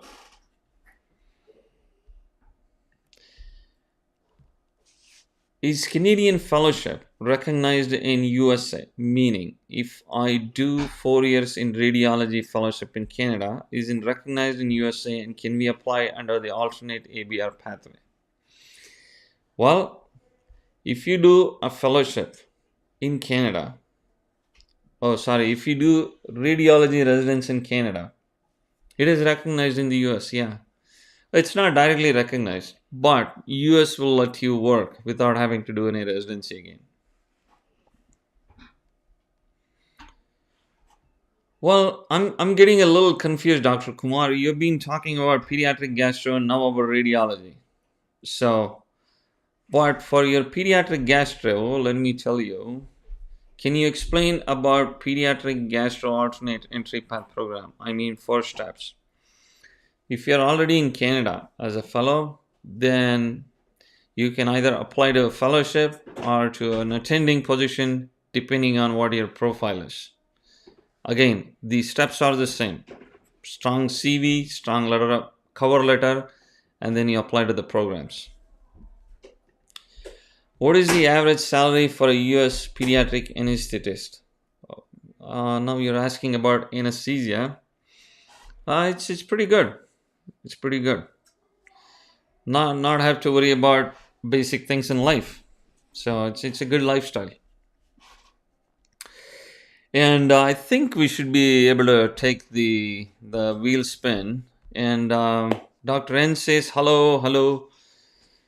And Dr. Ree says hello. Hi, thanks for joining. And Dr. Kumar or Dr. Sajid Kumar or anyone, if you're interested in getting our help, you can always go to imgsecrets.com and book an appointment for us from there. And we can certainly help you navigate all the complex steps, exactly tell you how to approach it. Plus, you will have my or one of our experts' personal email so you can follow up with any questions even after. So that is the promise we give you if you book an appointment with us, that we would be available to you as a mentor, as a coach, until you become successful with your journey, because just having one session does not solve all the problems. We want you to see you through success, which is getting your dream position. Okay? All right, come on over. So let's see. Let's do the wheel spin. We have our lucky guy.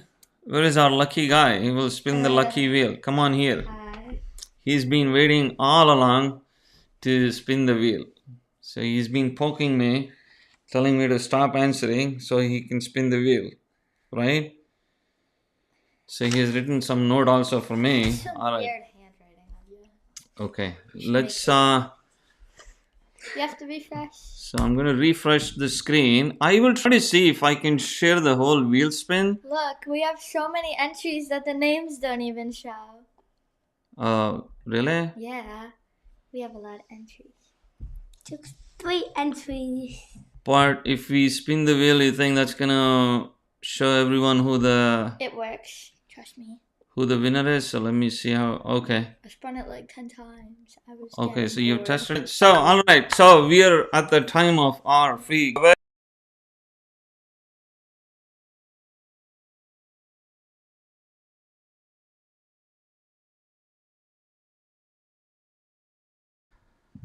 If you're not here, then unfortunately we won't be able to honor the winning. Okay.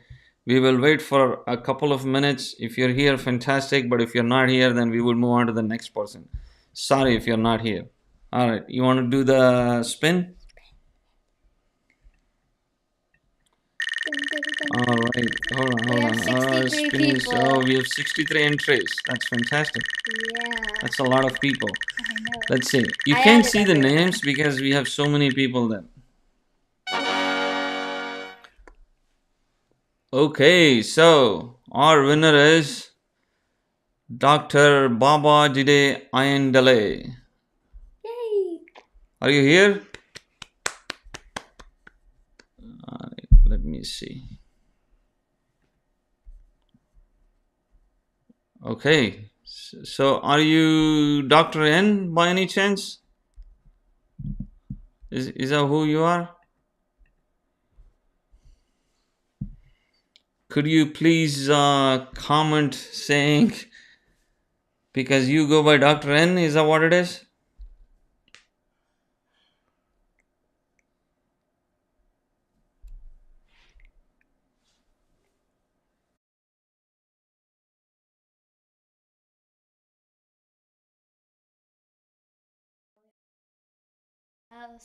All right, let's wait for a few more minutes to see. Let's go back to our session.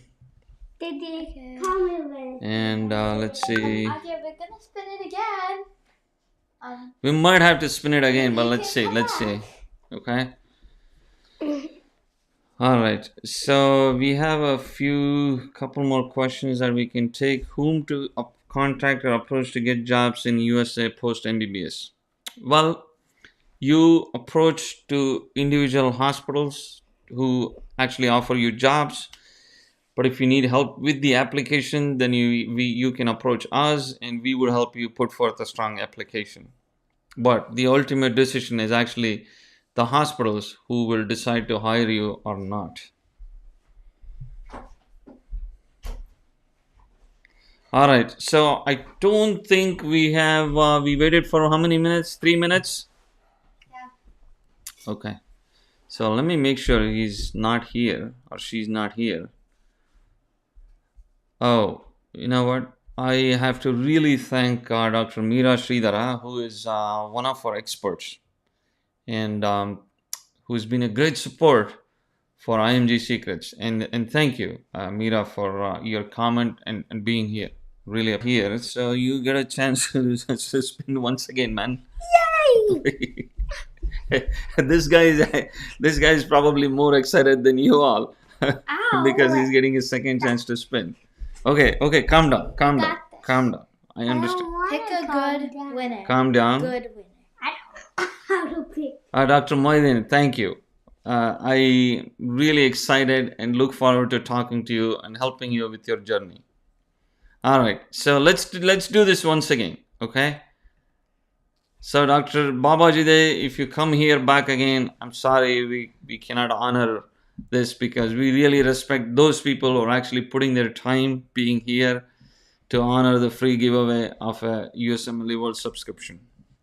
Yay. Okay, let's go back to the wheel, right? Yeah. Is that how it works? Mm-hmm. Okay, Yes. let me see. Oh, where did it go? Oh. All right, hold on. So I'm going to remove this entry, right? I mean, it's not Yeah. like it's gonna pick it again, but sure. Oh, does it not pick again? It does, but there's a less percent chance. No, let's just remove the entry. Okay. Fine. All right, bud. Wait, hold on. Let me see. There's If it's 62%. actually getting, is it? Can everyone see this spin? Looks like they can, right? Maybe. Because we are using a streaming service, we want to make sure you are able to see the screen right in front of you. Okay, you want to do this? Yes. All right. Once again. Cool. Wait. Don't stop it. All right. Let's see who the winner is. Okay. And it is. All right. So it is Dr. Regine Mugeni. The wheel spinner is the star of the show. Thank you.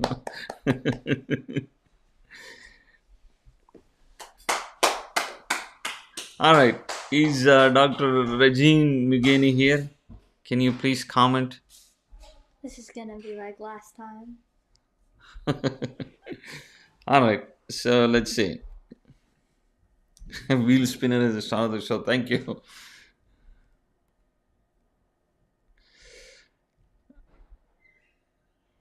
Okay.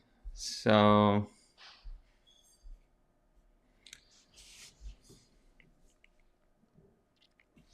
while we are waiting for Dr. Mugeni to see if he or she is here, I'm going to take another question. Okay. So basically, this is a question from Dr. Wandi who says, "Thank you. It's my pleasure.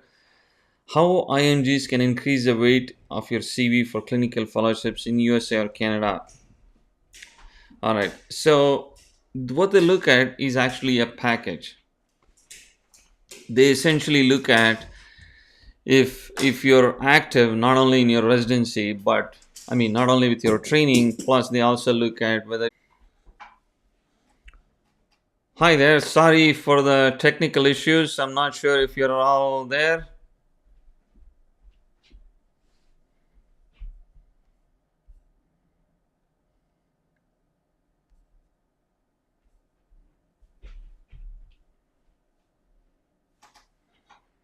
All right, so we will resume our spinning. Hopefully you're all there. Is the internet back working? No. So, technical issues. We in theory have one of the best internet plans, but still happens. You see this?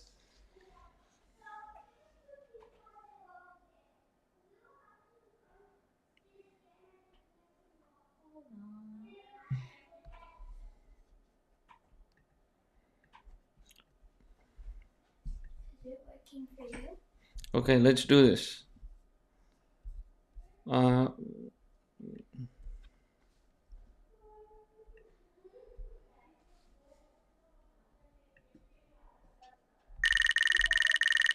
So we are actually spinning this all over again.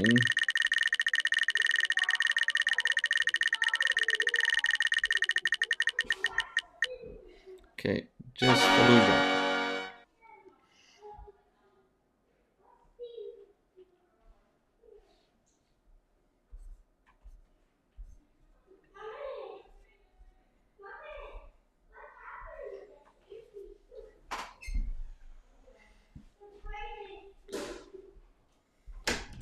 Alright, so we happen to spin the wheel again if you guys are there, and I actually did a screen recording of that.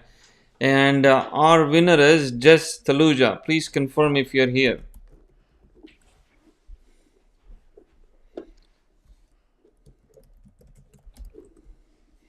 I'm again sorry for the technical issues.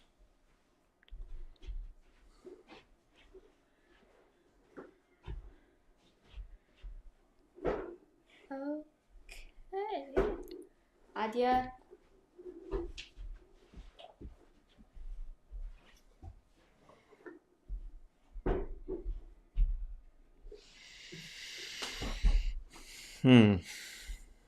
All right.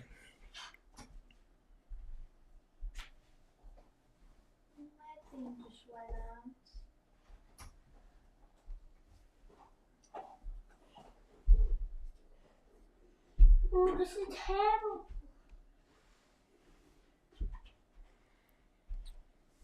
Oh, it's working, Daddy.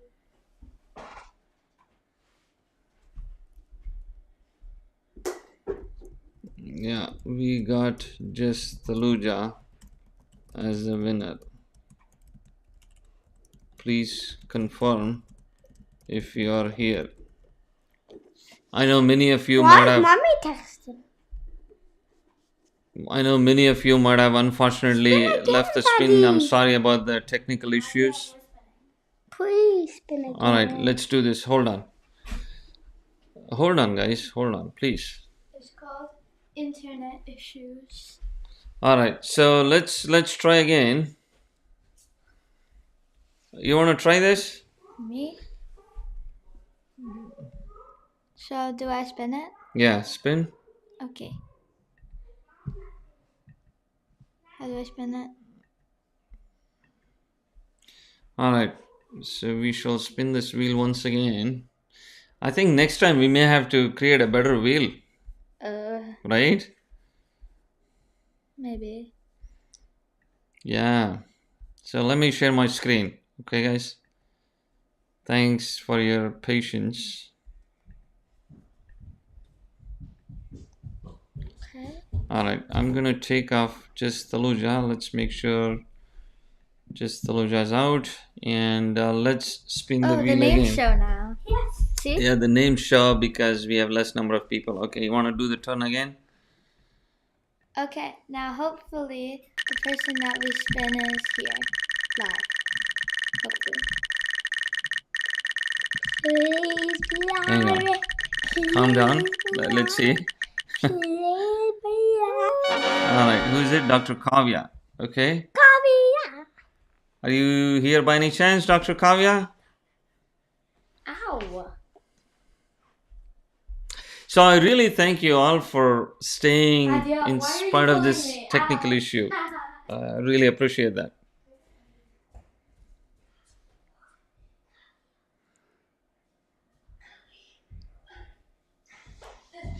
Dr. Kavya, if you're there, can you please send a text? That was crazy. Are Oh? you here? Yeah, Dr. Oladayo, I'm sorry. You weren't there when we selected the winner. Oh. So we want to be respectful of those people who have been sitting here.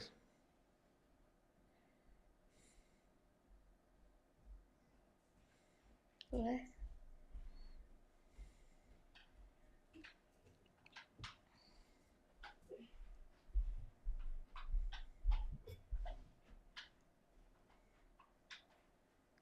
Adya, no.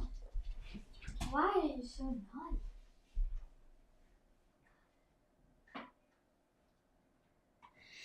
All right. So I don't think Dr. Kavya is here.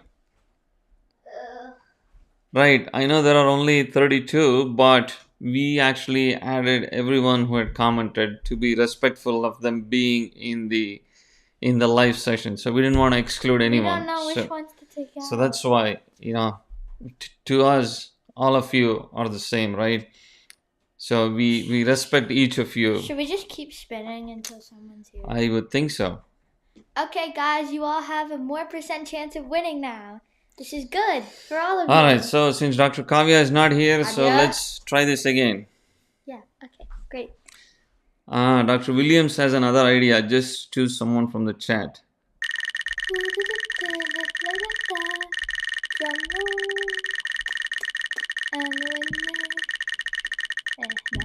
Hopefully we have someone this time.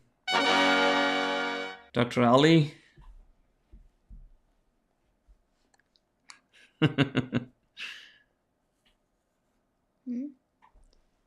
Dr. N, are you Ali? Adya, stop. Whatever, I'll just leave Adya. All right, thank you all for the comments, but we are trying to pick someone who's going to get the free UWorld subscription. we choose someone from the chat? How do we choose someone from the chat? Do you have any ideas about that? Because everyone should be getting an equal chance, right?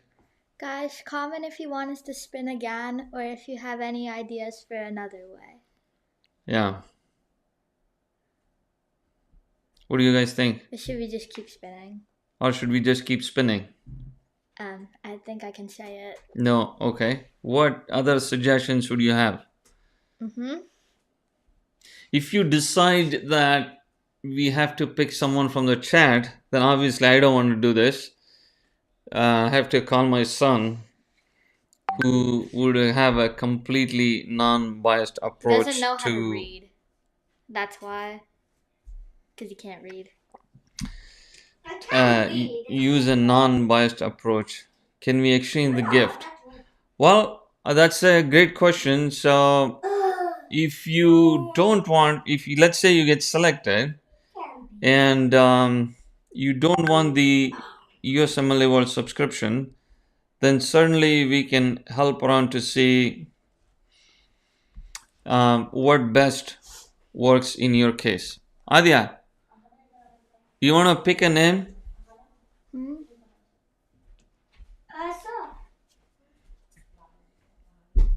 Okay, do one thing. Okay, now here are all the names. So let me go out of the screen. So we are actually seeing the chat. You won't be able to see the chat, but we see the chat on my right side. And you wanna pick a name. Unfortunately, I can't share the screen for that. Yeah, don't text. No. Don't text. Just do one thing. Scroll and then see what name you want. And then you pick can whoever pick you the want. name. Don't scroll all the way up, okay? Just like no, pick someone else. No, you don't say pick someone else. That's us. That's so that's literally us, Adya. You can't pick ourselves. So we didn't want to pick ourselves. The little guy is still scrolling. You see the smile on his face. Pick someone. Adya, you gotta do it This quickly. one. Okay. You want to pick that one? Sure. Okay. So he picked Dr. Santosh Dwivedi. If you're here.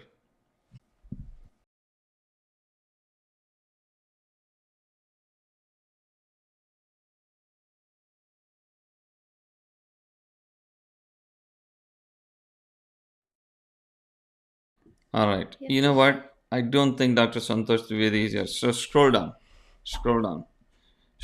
I think the last people who have commented are all in the bottom Adya, part. scroll all the way down and then pick someone from there. Oh my god. Okay, who do you want to pick?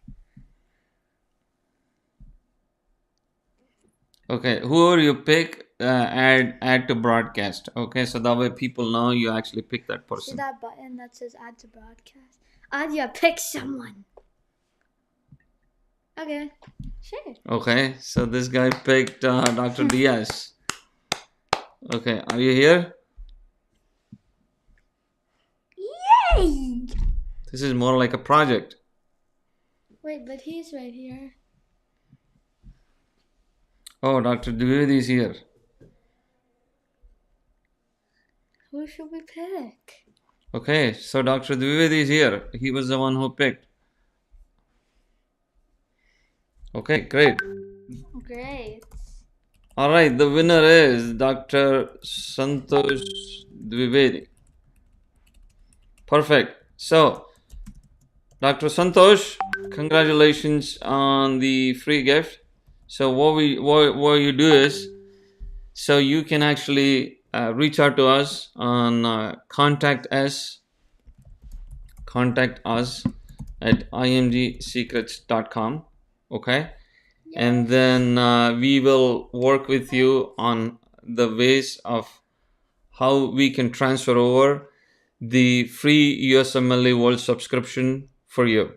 Okay, now because you guys picked the USMLA World subscription, I decided the average time someone takes is about 3 months, and hence we decided to give you a 3 months free subscription, and so which you can use it. Okay, so congratulations, Dr. Dwivedi, and thank you all for participating. And during these live sessions, as we think of giving you all back, so we will try to give more giveaways as something that's going to really help you with your journey as an IMG. Yeah. As always, thank you so much for participating in this live session. Adia just texted good job. Okay, he texted good job on my behalf, but it's still a good job. And any questions, you know how to reach out to us. You can reach out to us on YouTube, and I answer those questions to as much as quickly as possible, because I know you guys are waiting for an answer. On the other hand, if you need to speak to us, you can always book an appointment on imgsecrets.com. As I said, we have a lot more experts now. We are expanding this because we have a lot more IMGs who need help. Okay, we also have dental expert who can help for dentists too. So continue to stay in touch, and thank you again for those folks who have joined. Plus, thanks again for those people who have taken one-on-one coaching and have been so nice to share your personal story with me. I wish you the good luck. Take care. Stay safe. Or maybe we, Mm-hmm. in this case, we will talk to you soon. Bye. Bye.